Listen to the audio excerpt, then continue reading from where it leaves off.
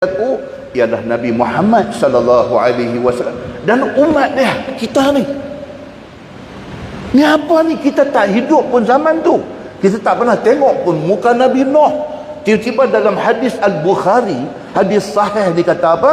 Kata kita ni akan ditampilkan di depan Allah sebagai saksi kepada Nabi Allah Nuh alaihi salam. Ni kok mana ni? Fanashhadu annahu qad ballagha. Kata Nabi Allah Nuh alaihi salam, Muhammad dan umat dia, mereka menjadi saksi aku. Kata aku menyampaikan seruan aku kepada kaum aku.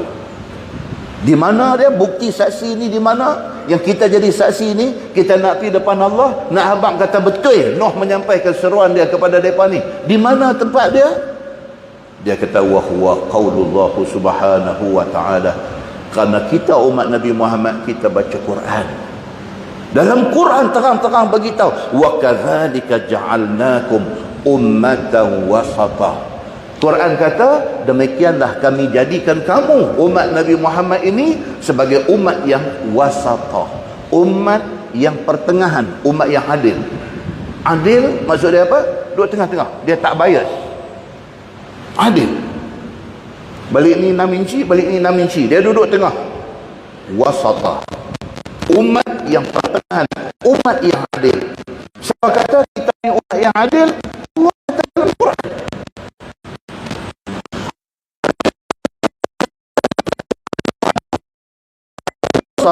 Demikianlah kami jadikan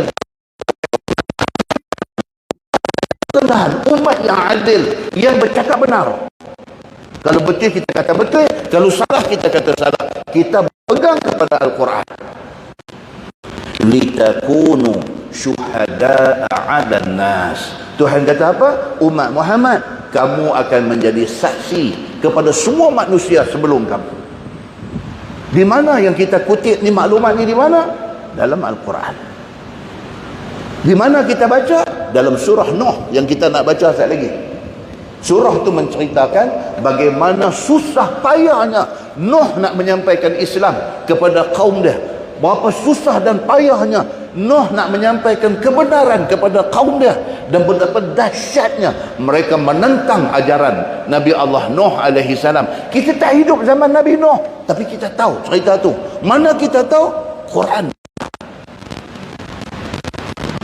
Tuan-tuan muslimin dan muslimat dirahmati Allah sekalian, Quran ini adalah kitab menceritakan benda dulu dan menceritakan benda future. Maka Quran ini sebuah kitab yang cukup lengkap, yang dia mai dekat kita, dia terang dekat kita benda yang detail. Kita tak hidup zaman Nabi Adam alaihi salam, kita tahu cerita Adam.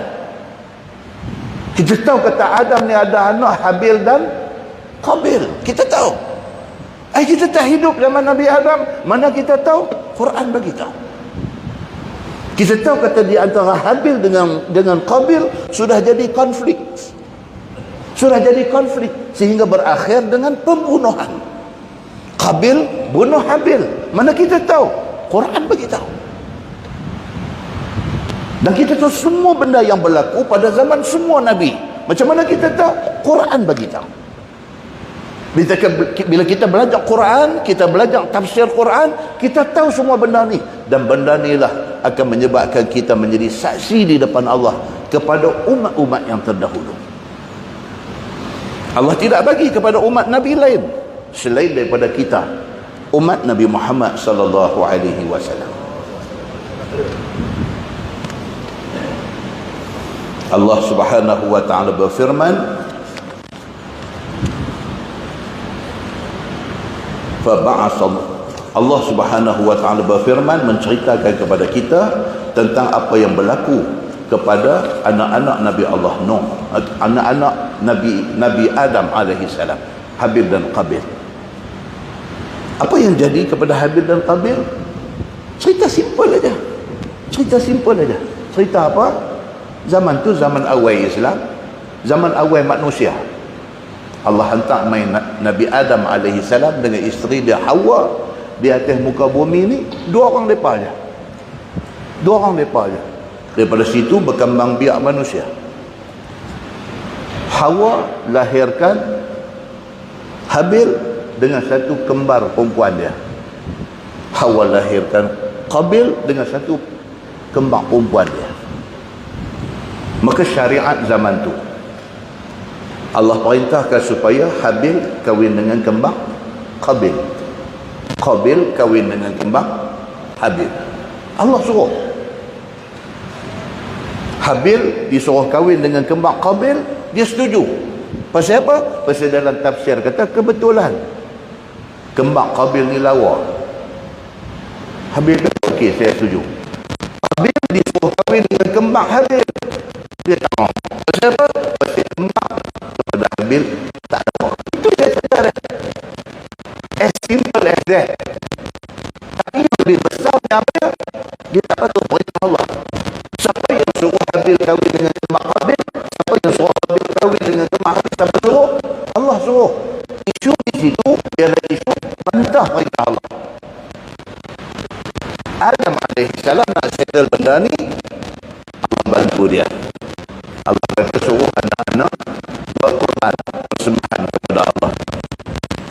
Korban apa yang Allah terima, dia boleh kahwin dengan cantik. Di situ Allah nak tunjukkan kebesaran dia. Okay, now kita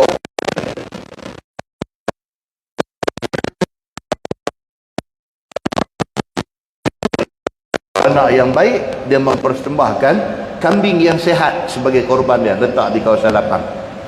Qabil dengan hati yang tak berapa baik, dia pergi cari sayur-sayuran yang dah layu, dia letak sebagai persembahan dia. Tiba-tiba menyambang api mai, ambil korban yang dipersembahkan oleh Habil. Maka dengan kerana itu, Habil akan kahwin dengan yang cantik ini. Qabil tak boleh terima. Qabil kata, aku tak boleh terima benda ni. Ini bukan cara dia. Dia kata, dia dah lupa. Bapa dia kata, ini Allah yang suruh.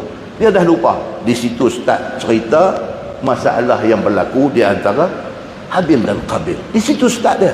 Mana kita tahu ni, semua cerita ni, mana kita tahu? Allah Subhanahu wa ta'ala cerita benda ni di dalam Al-Quran. Dan mai dalam surah Al-Ma'idah, Allah kata, watlu alaihim naba'a bnai Adam bil haqq.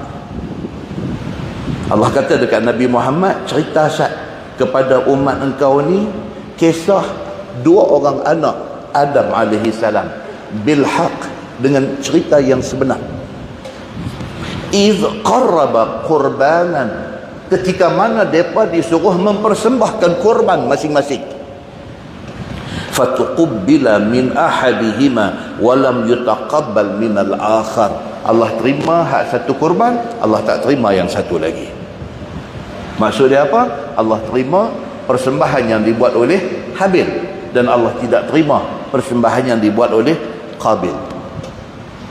Qabil bila tengok benda ni sudah jadi macam tu, qala la aqtulannak. Ni dalam Quran kata.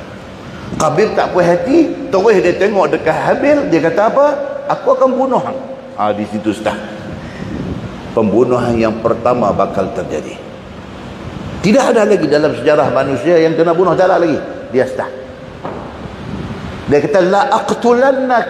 Dia kata kalau macam ni cara nak settle benda ni, aku bunuh hang. Dia kata. Dia main panah. Qala innama yataqabbalu Allahu minal muttaqin. Habil kata dekat adik dia ni, dia kata apa? Allah menerima persembahan orang yang bertakwa.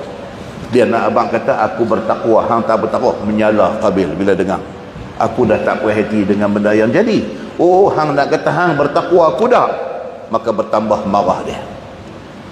Dalam tafsir cerita benda ni, la in basatta ilayya yadaka litaqtulani ma ana bibasitin yadi ilayya liaqtulak. Habil kata dekat Qabil, dia kata kalau hang naik tangan hang nak bunuh aku, hang jangan takut, aku tak akan naik tangan untuk bunuh hang. Habil kata dekat dia ni, inni akhafullaha rabbal alamin, kerana aku takut Allah, Tuhan sekalian alam. Hang nak bunuh aku, itu terpulang hang. Aku bunuh hang tak sekali-kali. Pasal apa? Pasal aku takut Allah. Qabil bila dengar lagi menyala dia. Oh, hang nak abang hang orang bagus. Awak hang ingat aku tahu mana? Sudah jadi macam tu. Keadaan dia punya temperature makin duk naik, makin duk naik. Qabil ni, inni uridu an tabu'a bi ismi wa ismik. Habil ni kata lagi dekat Qabil, dia kata tak apa, kalau hang bunuh aku, hang akan balik menghadap Allah dengan membawa dosa hang, dan hang bawa dosa bunuh aku, dia kata. Fatakuna min ashabin nar, dia kata hang akan jadi penghuni neraka. Zalika jazaa'uz zalimin, itu balasan Allah atas perbuatan zalim yang hang buat. Lagi menyala marah dia. Kita nampak dah ni, ini yang kata manusia. Dia tak boleh terima. Sedangkan itu perintah Allah, daripada awalnya Allah yang suruh melalui mulut bapa dia Adam. Dia tak boleh terima. Lepas itu dia jadi lagi kerosot, dia lagi tak boleh menerima kebenaran. Muslimin dan muslimat yang dirahmati Allah sekalian, apa jadi lepas itu? Ayat yang berikutnya cerita, dia bunuh Habil, dibunuh oleh Qabil. Qabil bunuh dia. Bila mati, abang dia ni bila jatuh mati, dia bila tengok mayat, dia tak tahu nak buat apa. Ini semua Quran cerita dalam surah Al-Ma'idah, sambungan ayat tu tadi cerita benda tu. Dah mati dah duduk, dia tak tahu nak buat apa. Ni macam mana nak buat ni? Allah hantar mai ghurab. Ghurab ni apa dia? Burung gagak. Hantar mai burung gagak mai depan, lawan, mati hak seekor. Ghurab ni bila tengok yang dia lawan ni mati, dia pergi korek tanah, guna paruh dia korek tanah, dia hak mati ni masuk dalam tanah. Lepas tu dia cakap, dia kambuh balik. Ni siapa cerita ni? Allah cerita dalam Al-Quran. Tuan-tuan, bulan Ramadan kita khatam satu Quran, kita baca benda ni. Kalau kita khatam satu Quran, kita baca ni surah Al-Ma'idah ni, kita baca, tapi kita tak tahu apa cerita yang kita duk baca tu.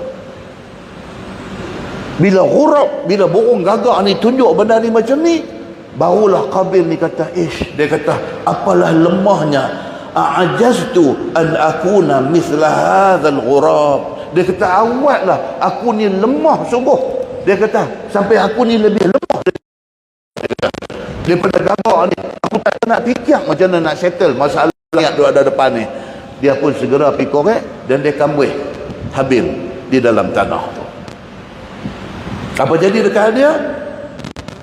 Fa asbaha minan nadimin, maka jadilah dia orang yang menyesal selepas kejadian tu. Menyesal dia, awaklah aku ni hot tempered,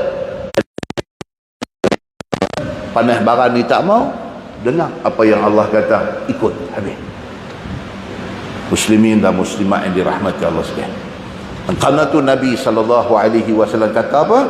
Nabi kata, qala Rasulullah SAW, man sanna sunnatan hasanah fa'umila biha ba'dah kana lahu ajruh wa mithlu ujurihim min ghairi an yanqusa min ujurihim syai'ah. Nabi SAW kata, barang siapa yang buat satu benda baik, dia duduk dalam masyarakat ni, dia buat satu benda baik, benda yang dia buat tu kemudiannya orang pakai ikut buat. Masa dia buat benda baik tu, dia dapat pahala dah. Orang duk ikut buat benda hak dia mulakan dulu ni, orang duk buat, setiap orang buat tu, setiap tu pahala dapat kat dia. Setiap benda hak orang kemudian ni buat ni, setiap orang buat tu dapat pahala, dan pahala yang seumpama depa ni buat dapat kat dia. Demikianlah Nabi SAW kata, wa man sanna sunnatan sayyi'ah. Sama juga, siapa yang duduk dalam masyarakat, dia pergi mulakan satu benda yang tak elok, dia buat benda tak elok tu, dia dah berdosa. Orang duk ikut dia buat benda yang dia mulakan tu, orang duk buat, setiap orang buat tu berdosa, dan dosa dapat dekat dia. Dapat banyak mana?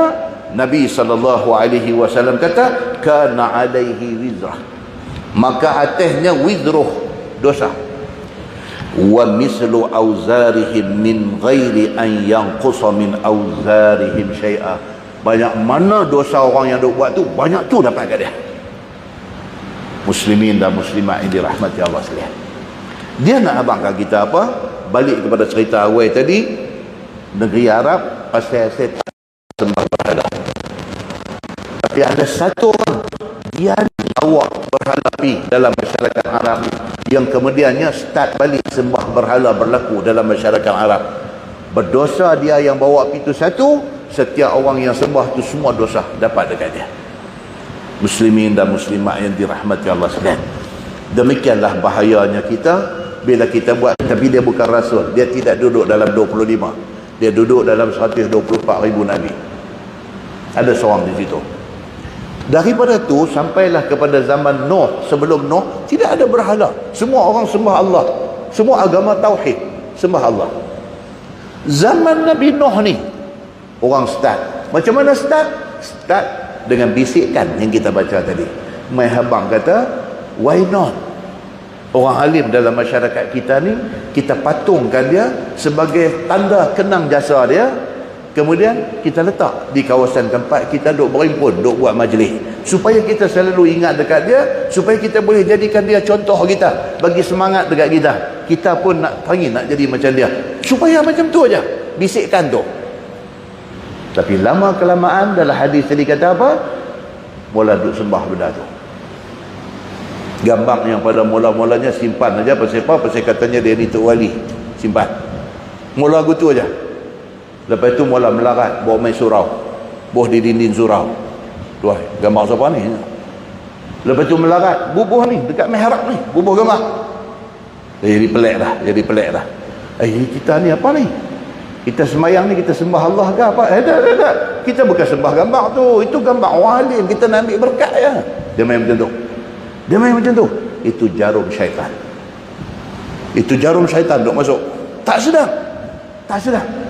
Lama kelamaan gambar yang frame biasa tu mula bubuh frame mihrab.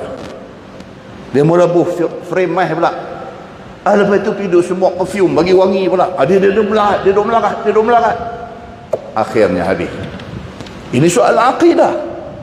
Ini bukan soal main-main, ini soal akidah. Dia bermula macam yang disebut oleh Nabi sallallahu alaihi wasallam dalam hadis. Dia start macam tu. Kita tak apa lagi, kita reti anak kita, cucu kita, daripada mula dah agama depa pun makin duk kurang. Akhirnya depa duk ingat, oh kita sembah untuk dalam gambar ni. Muslimin dan muslimat yang dirahmati Allah sekalian. Bermula benda ni zaman siapa? Zaman Nabi Allah Nuh alaihi salam. Baik. Nabi Nuh umur dia berapa tuan-tuan? 950 tahun. Ini keterangan adalah hadis dan sebagainya. Baik, di mana ni lokasi Nabi Allah Nuh alaihi salam ni? Di mana lokasi dia? Dia di selatan Iraq. Dia bukan di Mekah, dia bukan di Madinah. Tapi Nabi Nuh alaihi salam dia punya lokasi dia di selatan Iraq, di sana. Dia ada anak berapa orang? Dalam tafsir bagi tahu. Dalam riwayat tafsir bagi tahu Nabi Nuh alaihi salam ada 4 orang anak. Seorang dia kata nama Sam. Seorang dia kata nama Ham. Seorang dia kata nama Yafith. Seorang dia kata nama Kan'an. Nabi Nuh tinggal 4 orang anak. Akhirnya Nabi Nuh alaihi salam dia mati di mana? Mengikut catatan riwayat kata dia meninggal di Makkah. Di mana exact spot dia wallahu a'lam. Tapi kata dalam riwayatnya dia meninggal di Makkah. Berapa kali Nabi Nuh ni disebut dalam Quran? Quran 30 juzuk tu berapa kali disebut nama Nabi Nuh alaihi salam? 43 kali. 43 kali. Ada apa nama ulama-ulama tafsir ni depa kira benda-benda macam ni. Paling banyak disebut nama Nabi mana dalam Quran? Paling banyak Nabi Musa alaihi salam. Paling banyak Nabi Musa alaihi salam. Nama dia disebut 136 kali Nabi Musa. Tapi ada tak dalam Quran surah Musa? Tak ada. Tapi nama dia disebut dalam bermacam-macam surah. Duk keluar nama Musa, duk keluar nama Musa. Nama Musa ni paling banyak disebut. Yang kedua Nabi Ibrahim alaihi salam. Nabi Ibrahim disebut 69 kali. Dikira oleh ulama-ulama tafsir. Nabi Nuh tempat ketiga, nama dia disebut 43 kali. Nabi Yusuf alaihi salam 27 kali. Nabi Lut alaihi salam 27 kali. Nabi Adam alaihi salam 25 kali. Nabi Isa alaihi salam 25 kali. Nabi Harun alaihi salam 20 kali. Nabi Ishaq alaihi salam 17 kali. Nabi Sulaiman alaihi salam 17 kali. Nabi Daud alaihi salam 16 kali. Nabi Yaqub alaihi salam 16 kali. Nabi Ismail alaihi salam 12 kali. Nabi Shu'aib alaihi salam 11 kali. Saja kita tahu benda ni. Saja kita tahu. Ini general knowledge. Nabi Saleh alaihi salam 9 kali. Nabi Zakaria alaihi salam 7 kali. Nabi Hud alaihi salam 7 kali. Nabi Muhammad tak main lagi. Nabi Muhammad ni tak main lagi. Nabi Yahya alaihi salam 5 kali. Nabi Muhammad sallallahu alaihi wasallam 4 kali disebut Muhammad, sekali disebut Ahmad.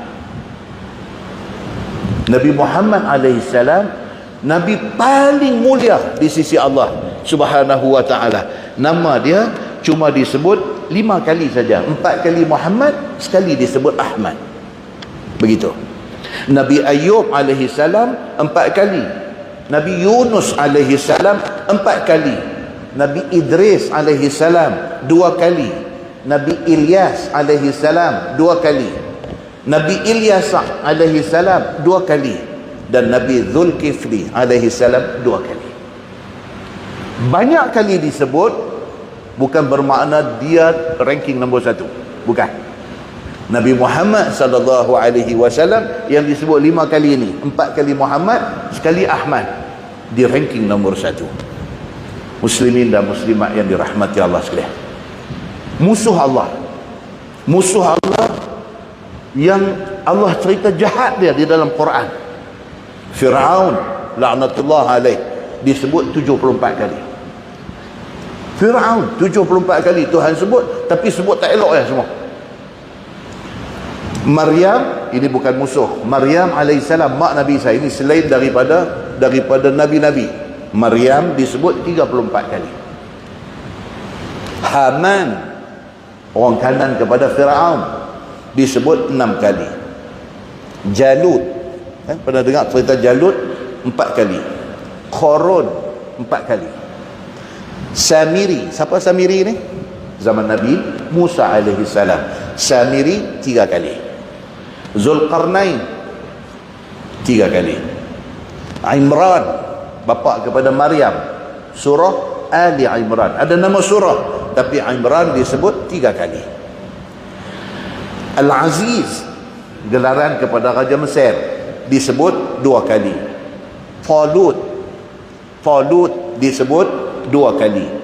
Azar, bapa kepada Nabi Ibrahim alaihissalam, Azar disebut sekali. Uzair disebut sekali. Dan Luqman disebut sekali. Ulama tafsir dia kira benda ni saja kira, tak ada apa-apa pun, just sebagai satu knowledge sahaja. Maka surah Nuh yang kita nak baca ni, dia ada 28 ayat. Dalam surah Nuh ni, dia fokus cerita kepada dakwah Nabi Allah Nuh alaihi salam dan halangan yang dia jumpa dalam dia menyampaikan dakwah dia. Halangan. Umur 950 tahun hidup, berapa orang dia ikut dia? Sekali lagi nanti baca dalam surah tu, dia cerita Nabi Allah Nuh alaihi salam ni ubah metod dakwah, cara berdakwah ni ubah macam-macam cara ubah. Buat cara tegas tak jadi, buat cara lembut tak jadi, buat cara deras tak jadi, buat cara pi pujuk-pujuk tak jadi. Bukan setakat tak jadi, pakat lari pula daripada dia. Bukan setakat yang lari itu orang ramai, anak bini pun lari, tak mau ikut dia. Muslimin dan muslimat yang dirahmati Allah sekalian, demikian ujian yang menimpa Nabi Allah Nuh alaihi salam di dalam dakwah dia.